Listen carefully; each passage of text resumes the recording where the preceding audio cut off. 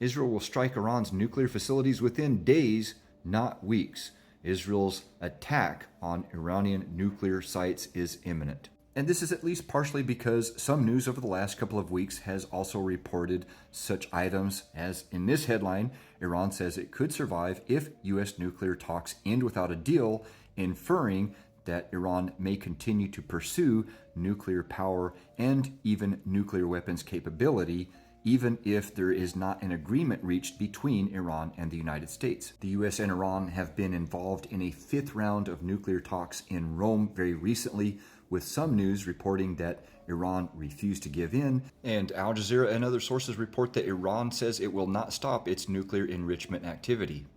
But can Israel even strike Iran if they really wanted to? Well, recall October 2024 when Israel did conduct a successful airstrike on some targets in far west Iran. Now, this line at the top is from about Beersheba, Israel, into western Iran. That line distance is about 950 miles. This line distance here from about Beersheba, Israel, where they have an airbase, down to Hodeidah, Yemen, they have struck there twice in the last month or so, and that's about 1,300 miles. So Israel is capable of military airstrikes deep inside Iran almost any time it wants.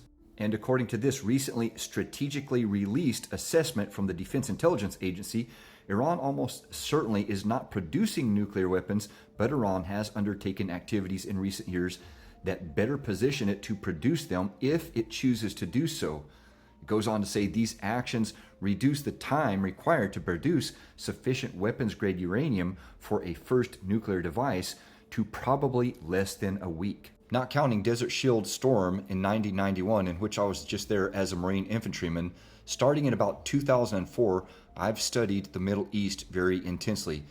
And I've said at least a dozen times in the last year or so that if Israel perceives that Iran is developing a nuclear weapon, Israel will strike Iran. And Israel has in fact struck nuclear sites in Syria and Iraq previously. United Nations International Atomic Energy Agency head Rafael Grossi said that Iran is the only non-nuclear weapon state to be enriching uranium at the pace that it's enriching uranium. As an interesting side note, this comes as Trump wants the U.S. to quadruple its nuclear energy capacity. This is shortly after the Houthis, not Houthis, but Houthis in Yemen have agreed to a ceasefire with the U.S.